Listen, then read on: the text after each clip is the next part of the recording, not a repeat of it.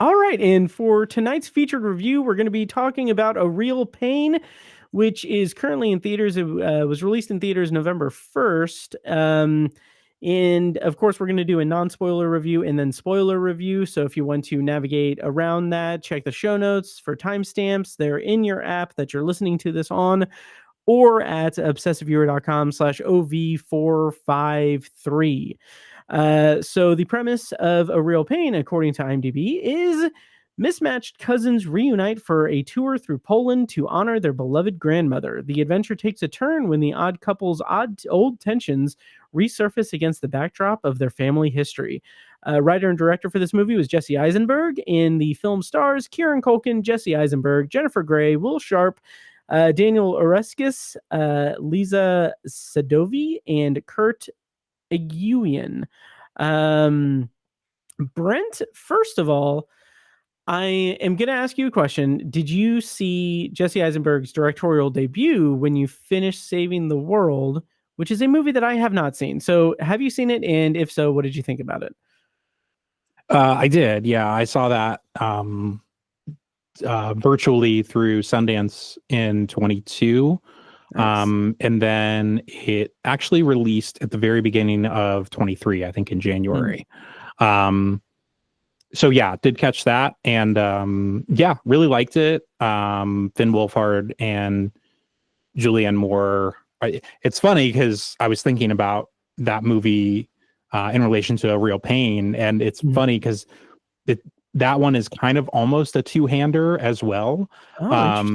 It's not really like an odd couple thing because it's when you finish Saving the World, it's mother and son, but they are it's kind of that like oil and water sort of relationship where they just they just kind of drive each other nuts.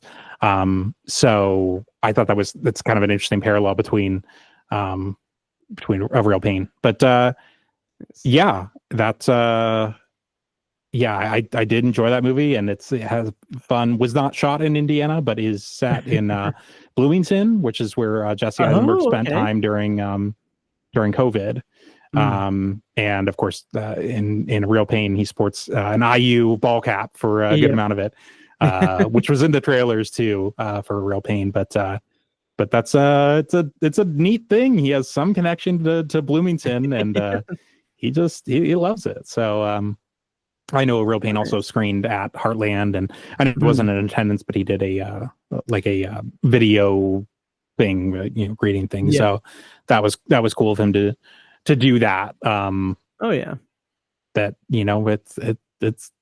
it's kind of funny that he has an Indiana connection. So yeah, you wouldn't think it. It's really interesting, and I know I think in a previous episode of the podcast, I don't remember if this is in the actual episode or not, but our friend Mitch, he mentioned that like everyone around Bloomington or everyone at IU has like a Jesse Eisenberg story, like running into him at like a bar or at a restaurant or something. And from what I understand, they're all good things. So that's nice. Yeah. I mean, he's not the kind of guy I would expect to be the most down to earth just based on, I mean, not just like his persona, but like interviews that he's given specifically where he's kind of a dick. I mean, I don't have anything against him, but it's good to know that he, has that people have good stories about him and everything, and that he had that cool experience at that time and has that connection. So yeah, it's good to know. So A Real Pain, this, like I said, is out in theaters. In non-spoilers, how did you feel about A Real Pain? And I liked it quite a bit. I do think it's a step up from his previous film, when he finished Saving the World, was his debut, which that one was based on an audiobook that he did, that he wrote. A Real Pain is just, of course, his own original script, and he directed it, and then he acted in it. So I mean, that's he's taken on a lot with A Real Pain. So this is definitely kind of his baby. I think it's solid work, and I think he's really 2 for 2 on these kind of like character dramas that, I mean, both of his movies are like, it's like a tight 90, I would say. I mean, I didn't look at my watch necessarily for like A Real Pain, but it can't be much longer than like an hour and a half.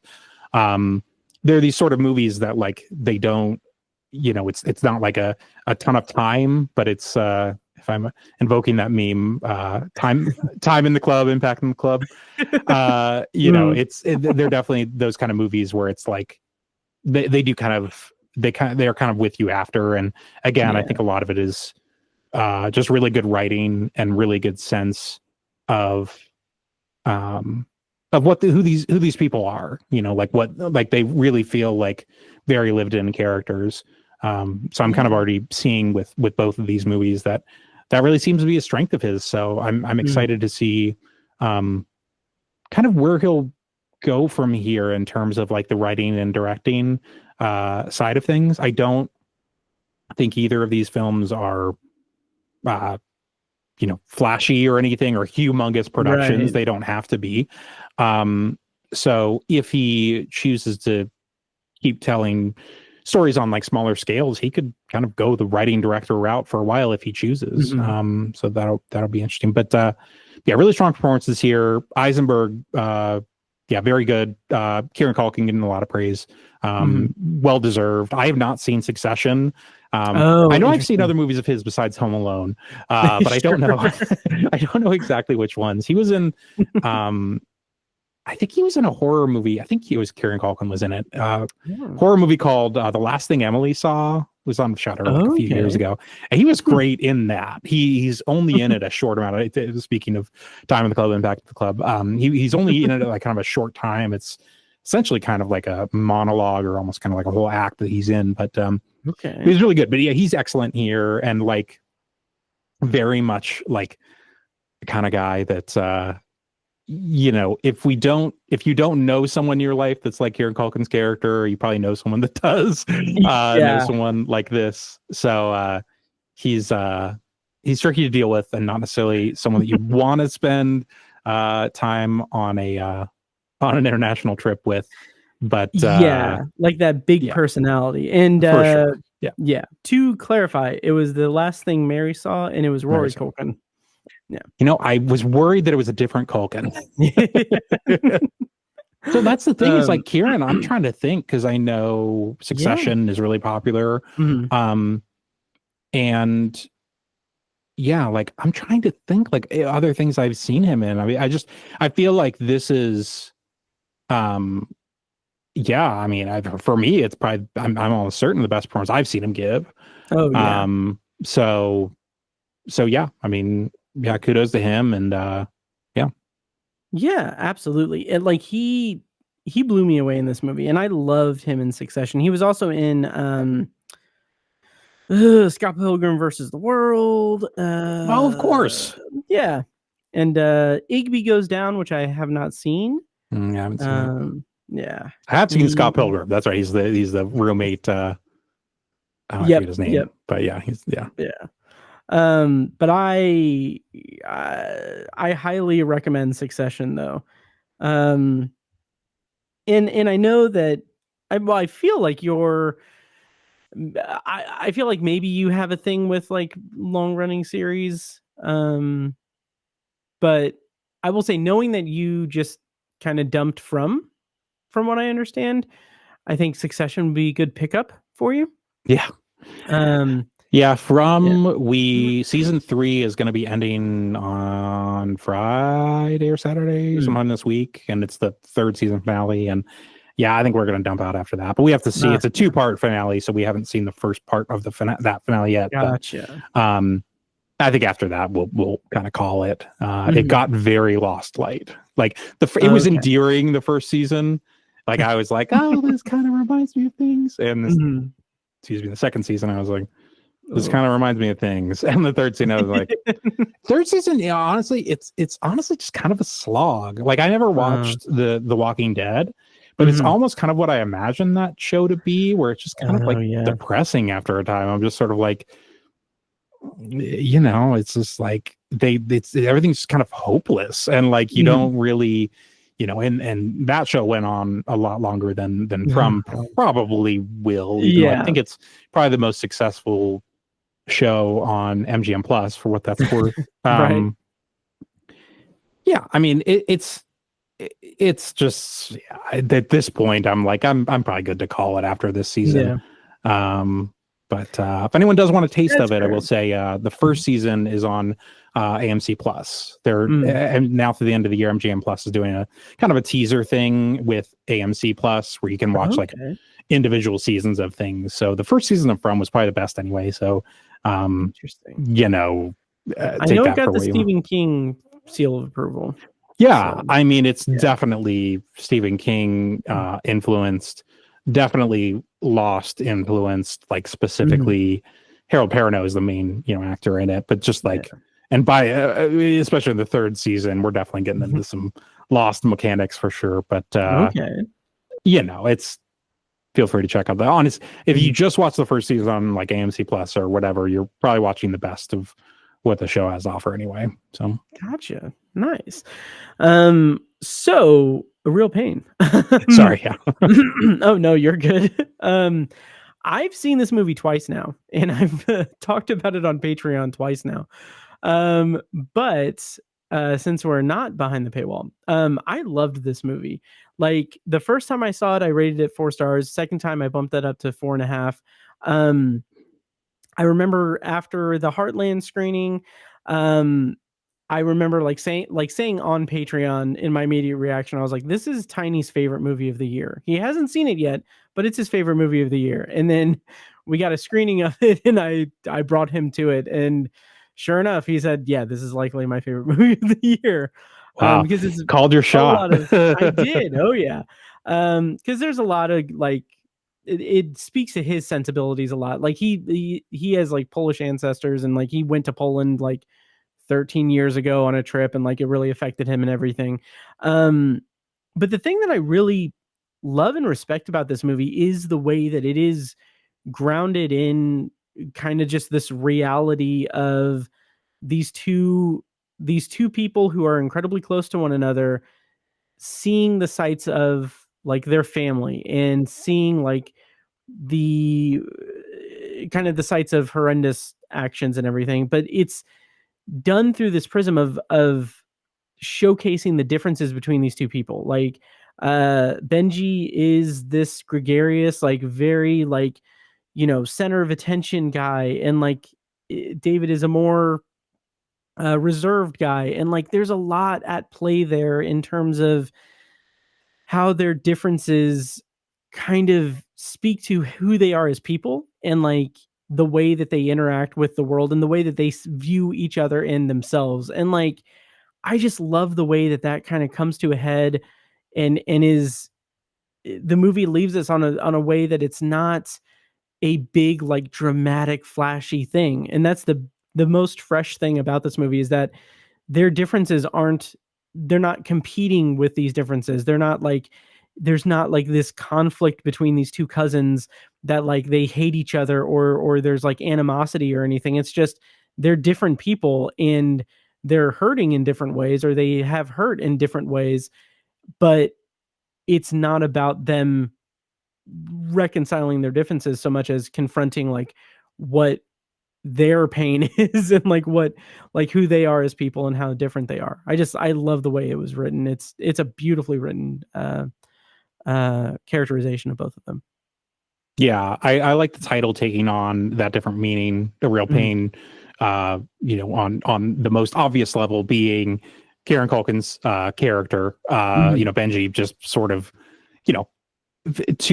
especially to someone like David Jesse Eisenberg's character, being much more neurotic, introverted, just a lot more hands-off with people. Benji is just the total opposite. And Jesse Eisenberg's character, David, literally looks like just like horrified at Benji getting into these situations, like talking with strangers, like engaging even with people in their tour group, like there's a scene where he starts posing with the statues, Mhm. and he makes it look like so much fun that everyone else is just like joins in. And of course, like a minute later, David has all these phones in his hand because he's taking everyone's photo or whatever. And it's again like that characterization is so good of like, again, this guy who, he doesn't have his shit together, but everyone is but he's just so magnetic to people. Yes. Because he's Yes. just so out there, with just who he is. He's just he seems very comfortable in his own skin, and that's another thing I really like about the movie, is that it does peel some of that back, and you do start to understand like, okay, well, this is how he appears to everyone else, but like what's kind of going on Right. in his head too. And yeah, I mean that title too, of course. I mean, and that's why I was waffling between Friend of the Tour or the Stone of Interest for alternate title blurbs for this. I went with the Stone of Interest. Nice. I guess I can talk about in a minute, but Friend of the Tour, I was thinking for the End of the Tour, another kind of buddy movie with Jesse Eisenberg and Jason Segel. That's also about someone following, Jesse Eisenberg following a very eccentric person as they're touring around. So, for me, it again, I think it's another part of it that I really like is this doesn't happen explicitly in the movie, but like it's going to a Holocaust museum or visiting a concentration camp. Like you can't complain about having a rock in your shoe. Right. Because they don't say it exactly like that, but it's like that thought that it's like how are you sort of like what is kind of quote unquote suffering in the context of something so overwhelmingly tragic that in this context that they know that their ancestors were like a part of and everything. And they have conversations about that in the movie about like, it's how basically like, how can I, complain, when it's like, we have it, I have nothing to complain about really anyway, but certainly in context, I mean, they were, of course, millions of people lost their lives, all this stuff. So in the face of that, coming with what are then, colossally unimportant kind of issues. What do you bring to bear with that? And that's kind of why I was actually thinking Zone of Interest, even though I didn't want to be like tacky about that, but it really was one I was thinking of because that film is about compartmentalization. I mean, effectively, because it's about, that movie has other themes too, but about this idea that if you can put something so terrible kind of like in a box, and sort of visit it, I don't want to say you're taking away its power, but it's sort of something about it kind of feels different. And I got that feeling watching this movie when they were like going to the concentration camps and thinking of that, like, you have to be able to say that, this was horrible, but then you can also still have issues in your own life. Right. So that was my takeaway from it. I don't maybe people think that's wildly offensive, but but it is something that I think the characters even invoke in the movie. So yeah, that level of like compartmentalization goes beyond even the tour and into their personal lives as well. It's kind of it's an interesting kind of microcosm of like what Benji's going through. And it's interesting because he is also the most vocal. He's the most like hard on his sleeve character in like a lot of those instances where it's like they're being confronted with like their reaction to the Holocaust and the reaction to the atrocities that took place in the place that they are. Like that is all kind of just centered onto him as like him reacting to things. And I think that that's so interesting because it plays up that kind of that extra layer to his character, because he is that guy who is the center of attention and incredibly charming and charismatic, and kind of seems like he has everything together, or seems like he is, like you said, comfortable in his own skin, comfortable enough to like like when he walks up to Jennifer Grey, like when they're walking, and he's like, "Hey, why are you all alone? Are you just a big piece of shit or something?" Like, Yeah. just like the way that he says it is so like disarming. And Yeah. like the other thing, and we can kind of talk a little bit more about this in spoilers, but to kind of dance around it a little bit, the way that he doesn't have like, he has like some like emotional blow ups a little bit, but they're not like the big like Hollywood emotional blow up things. They're like, he Mhm. has like his feelings and everything, and then it's just like it rests there, and it's not an easy fix. It's not like a big thing where like everyone comes together and they're like hugging him and taking care of him and everything because he's having like some kind of like emotional breakdown over this or whatever. It's just like he expresses his feelings, and then they just kind of live with that. And people, I think that that's such a smart way to navigate such a very serious and horrendous subject matter, as this. So I don't know. I Yeah. think it gets points for that. Yeah, it doesn't have those movies or those moments rather that are really telegraphed and these Mhm. big, like swinging for the clip packet Oscar clip package Yes. moments. It's just, I mean, not just, but it's these characters being believable in their central relationship that Mhm. is gone through a lot. I mean, they're cousins, even though they were born like a week A or few, two, yeah, a few weeks days or or something from one something. another. Yeah, Like, something it's, like that. they're cousins, but I mean, of course, like they have a brotherly sort of Yeah. thing at the very least in um during this trip. Mhm. um so yeah, I mean, one thing I really liked, one like specific detail in terms of how they relate to each other that I really liked is um just the aspect of sleep, because Mhm. there's a couple times in the movie that David looks at Benji, and who's just like could not be sleeping more peacefully. He was sleeping like a Right. baby, and David just looks resentful. And I think that's so funny. I woke up this morning. I woke up late, Mhm. um, and I was like up in the middle of the night for like an hour or something like that. Mhm. But that's not something that like my wife has said explicitly, but like she has just a lot of like trouble with sleep. I mean, I do off and Sure. on, but she'll say that. She'll be like, "Must be nice," that sort of a thing.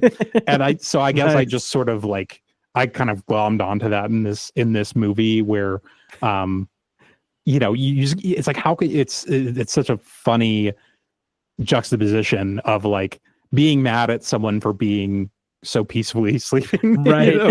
and it's just like you want that. But then there's another Yeah. scene, I don't know if this is like a spoiler, but there's a Mhm. scene where Jesse Eisenberg basically oversleeps, and Yep. or David oversleeps, and Benji doesn't want to wake him up. Right. So I just thought that was funny that it's like, he's trying to do it and he can't even do it Mhm. right.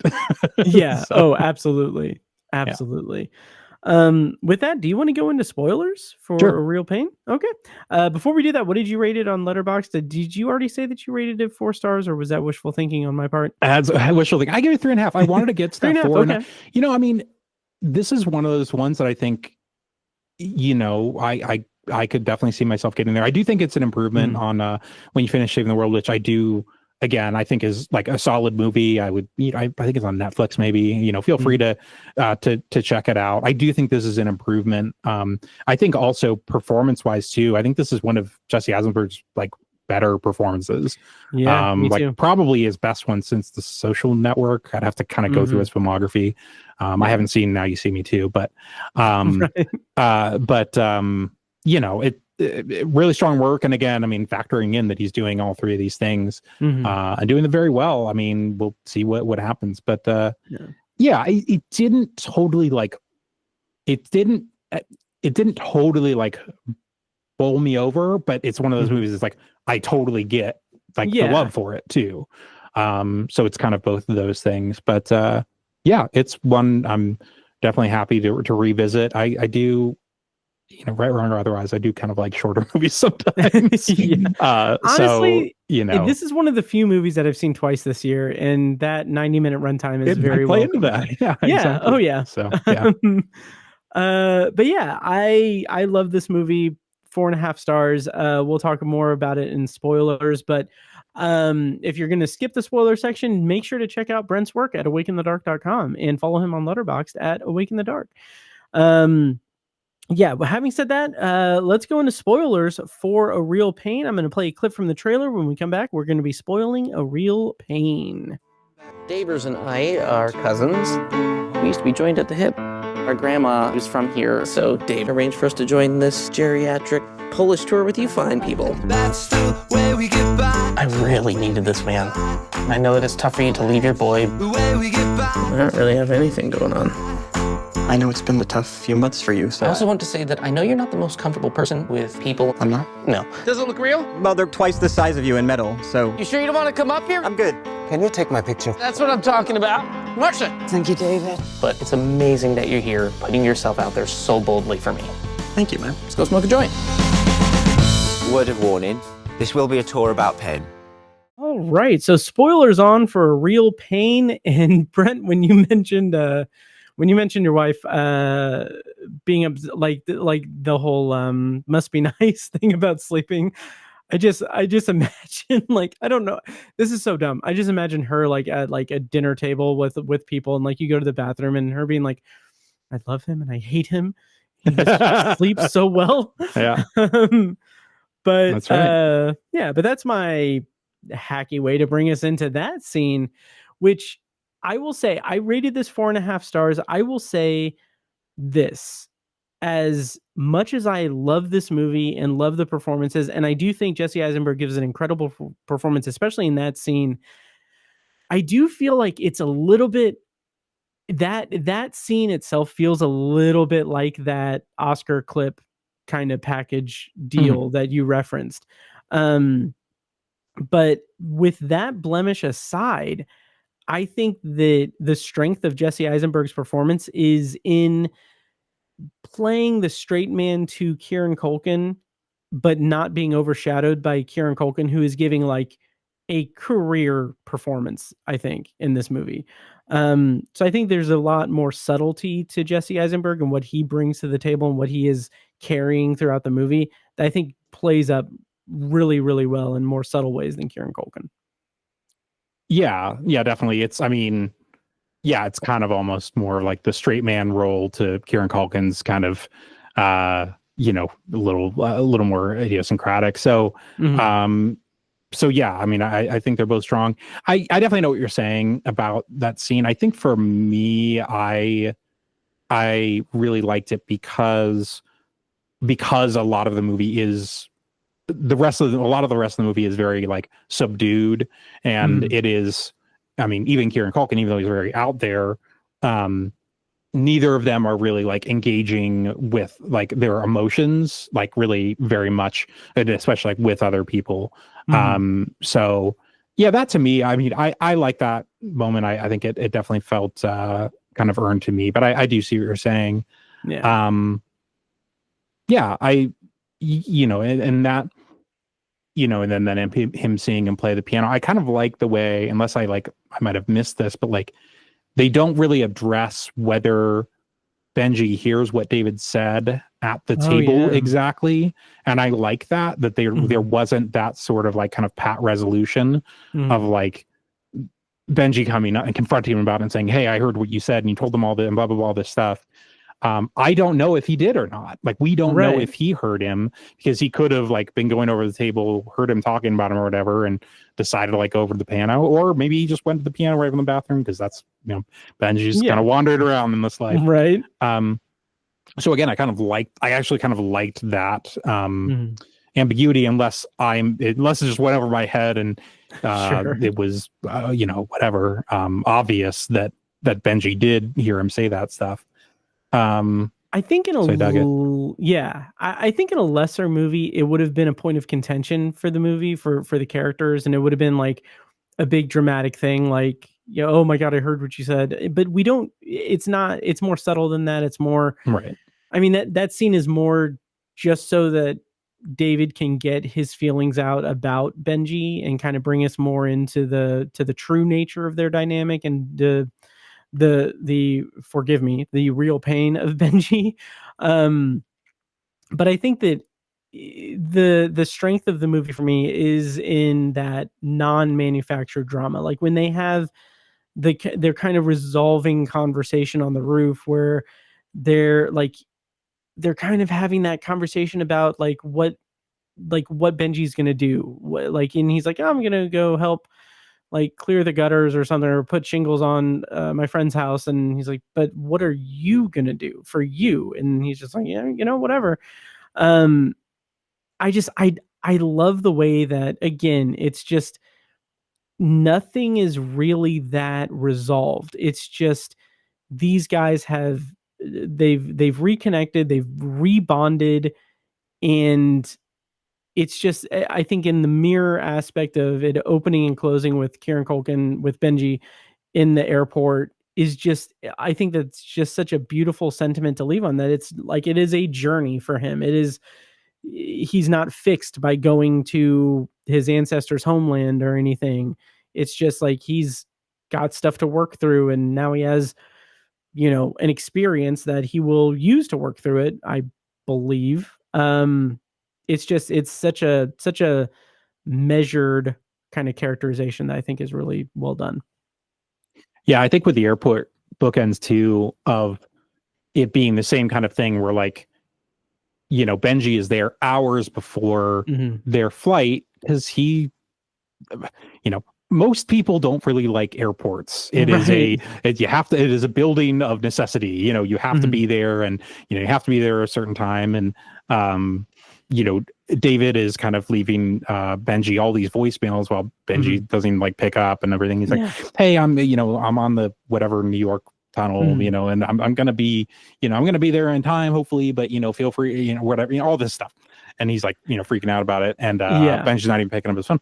But it's such a funny place of it's a place of transience, of course. But it's also he doesn't really have anything else to do. He doesn't have nowhere to go. And he mentions multiple times, I'm really looking forward to this trip. I don't really have anything else going on. Yeah. And so just the idea, even if I didn't, whatever, if I was in between jobs, any of this stuff, or there's just adrift in general, I still don't know that I would choose to spend hours at an airport just kind of waiting for my, family member to get there. Right. But see, Benji, this is where he's a different kind of guy than probably you or me, I would surmise. I think he mentions there's someone that he was people watching or whatever. And he's saw these you meet people the craziest reunite. People here. Yeah, that's right, exactly. You meet the craziest people here, and it's no, you don't. You don't meet anyone. It's you're all strangers. You're thousands of strangers in a.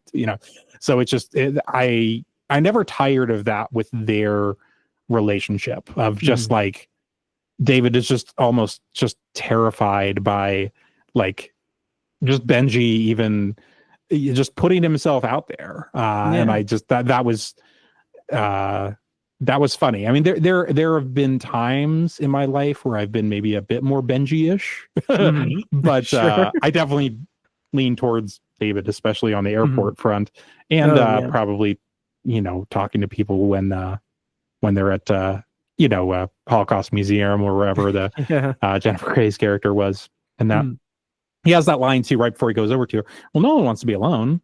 And it's that's such a great signifier for him, where it's it's a sweet sentiment. Yeah. And it's, it's a nice thing to say, but it's also well, sometimes people want to be, and it's just so childlike, which I think is a lot. There's Arrested Development character or aspect to his character that's that's not, to me, it wasn't obnoxious or anything. It's just, this is kind of how he's gone about his life. So yeah, just really well drawn characters. I think that's the main thing that if Eisenberg's going to keep kind of writing and directing movies, I think that'll be the really kind of great thing to see him. I mentioned in my review, we'll see. I mean, if something, he only has 2 movies under his belt, but if he does go kind of the Woody Allen route, where it's movies that he's doing pretty frequently, he's writing and directing, that some he stars in, some he doesn't, that'd be pretty neat to see. I mean, Yeah. to see where he goes. As long as it's the only Woody Allen route that he goes down. Yeah. I'm talking just about his personal life. I'm not talking about anything with movies. Yeah. Gotcha. I hope he has the same personal, yeah. No. All right. Well, thank you for joining me, Brent. That's what I wish for him. But no, I totally get what you're saying. Yeah. Well, we'll see. Who knows? I mean, maybe I know there's a Now You See Me sequel coming out, and he just mentioned in an interview, someone, I forget who the interviewer is. He's a popular guy. Who's on red carpet stuff, and he's like, what kind of project do you think about? He's like, I'll do any project. He's like, if you want me to voice like a Rice Krispie, one of the Rice Krispies, I'm there. He was basically like, I'll kind of do anything. Pays the bills, but it makes me wonder again, like, okay, well, I know he's probably joking with that. Maybe he's not even joking. Sure. But there is that thing of like, one for you, one for me thing. And if he wants to do Now You See Me 3 so he can, bankroll, another movie he writes and directs. Yeah. A Real Pain number 2. Yeah. An even realer pain. Yeah. And it's funny because at the Heartland screening, this was the opening night film at Heartland this year. And like you mentioned, he did provide a video, and in it, like he's in like, wherever they're filming Now You See Me 3, which was kind of funny. Wasn't like Eastern Europe or like Romania or something like that, wasn't it? Or I can't remember where it was, but it was so funny because he has that persona, like that neurotic persona down. Like, now that you mention like Woody Allen, like they would be like, I could see that. I could see him doing like, going like a Woody Allen route, which one of my favorite, I know that you're not terribly familiar with classic Simpsons, but one of my favorite lines from like the classic years of the Simpsons is like, there's a line where there's like a dinner party or something and a bunch of people are talking and they'd say the line, like someone says like, did anyone see that new Woodsy Allen movie? And then Ned Flanders says, I like his movies, but I don't like that nervous guy that's in all of them, which I think is really great. But I want to touch on that opening scene with the car and the phone calls, because I think that that's a really smartly done scene. It's comedic, it's funny, it showcases the neuroses that David has, which. My understanding is that this movie is taken from real life. Like it's really like him and his cousin, like a story about him and his cousin going on this pilgrimage, going through this experience, and how that I think that really brings out the real raw emotion of the movie for me, knowing that it's kind of based in reality.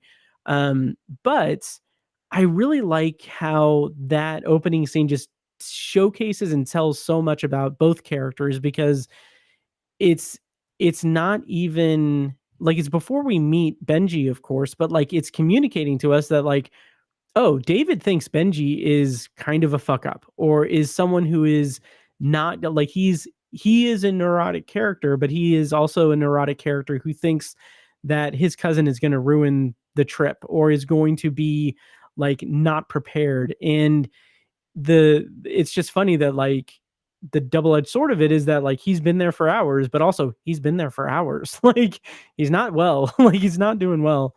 I don't know. I just think that's just a really, really good, concise piece of storytelling in that opening scene. I think it's really and it's a funny thing too with them those characters only being a few weeks apart is like Jesse Eisenberg registers as older brother and Kieran Culkin's character registers as younger brother, but it's not really the case. They're I mean they are the same age, so it's like and yet you get that sense that it's like one is kind of older brothering the other.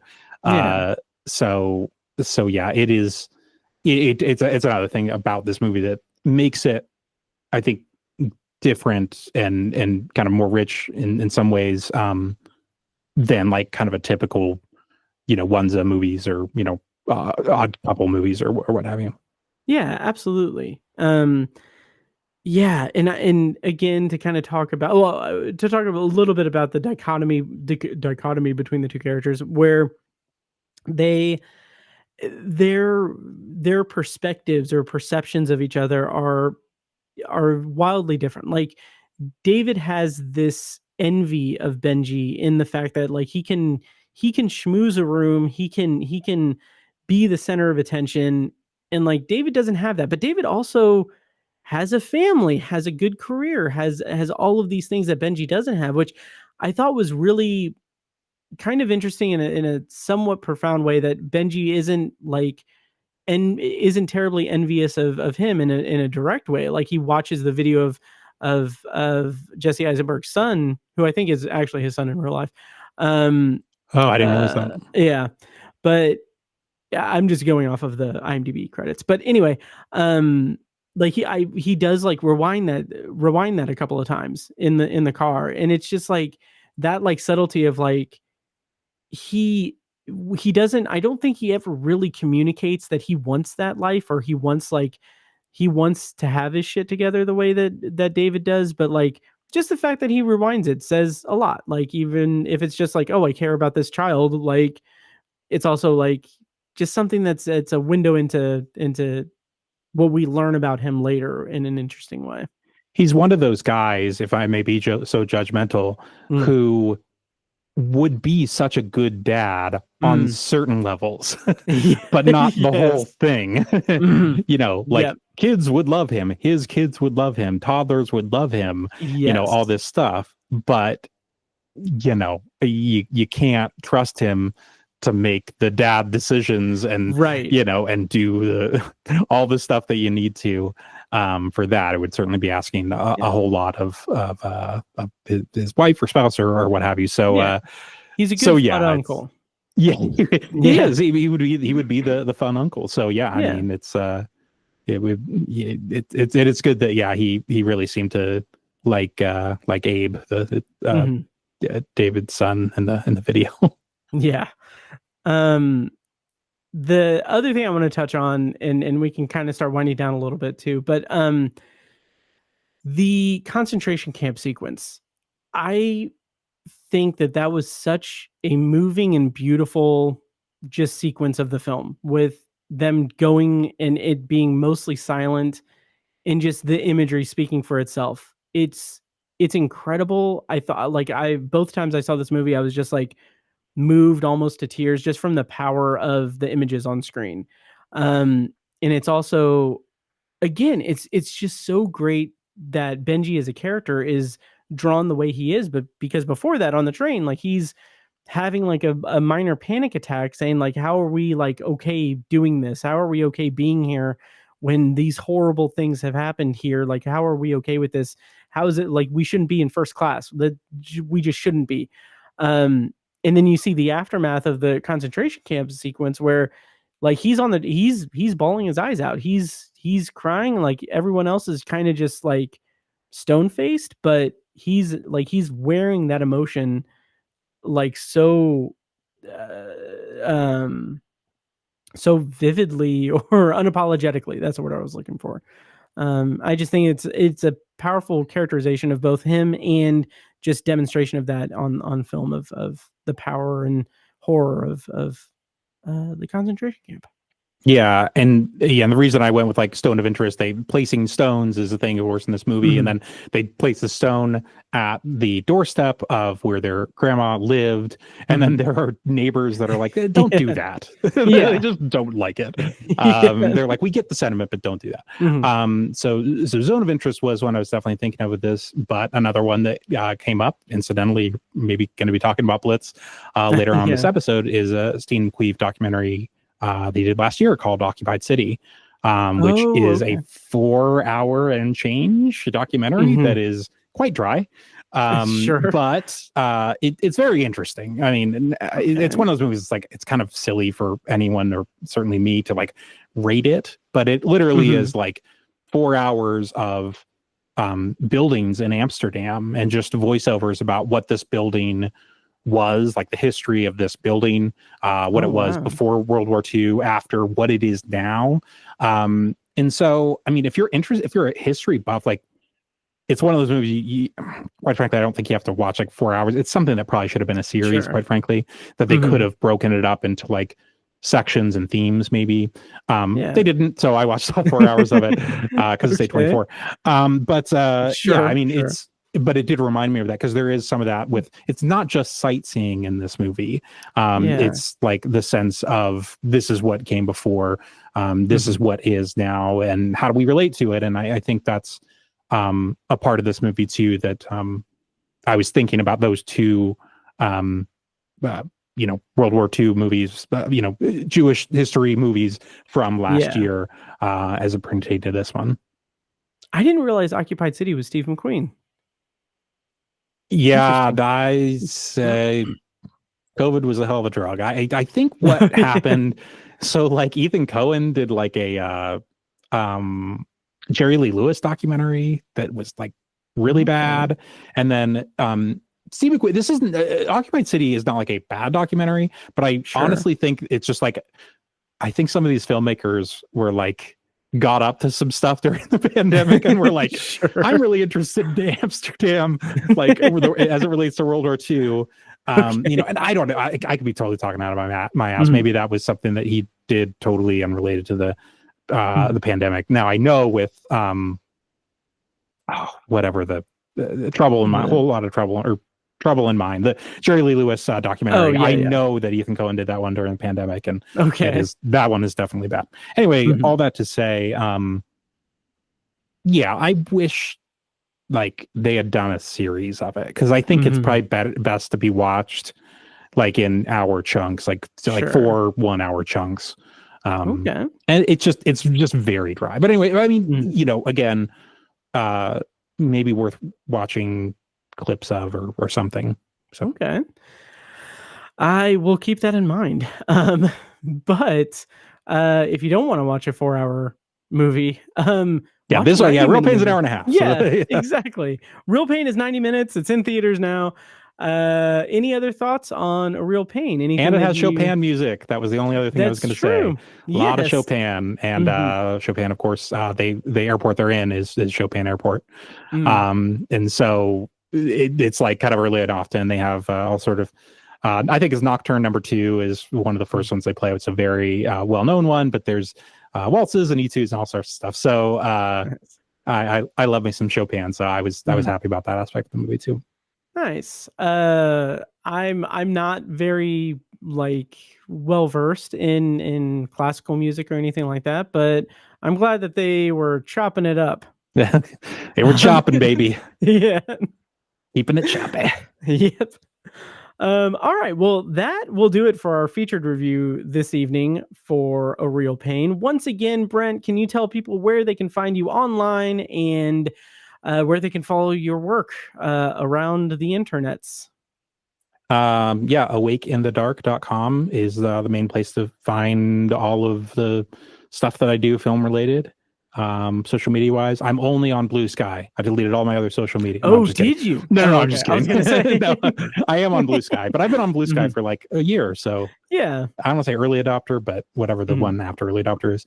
But yeah, I'm still on Twitter X, and what's the basic word? Threads, and Facebook, and Threads, and Letterboxd and Instagram. Nice. So. Awesome. I have various handles on all those, but they're all some variation of Awake in the Dark. So, looking at all my eyes can see, they tell me I view obsessively.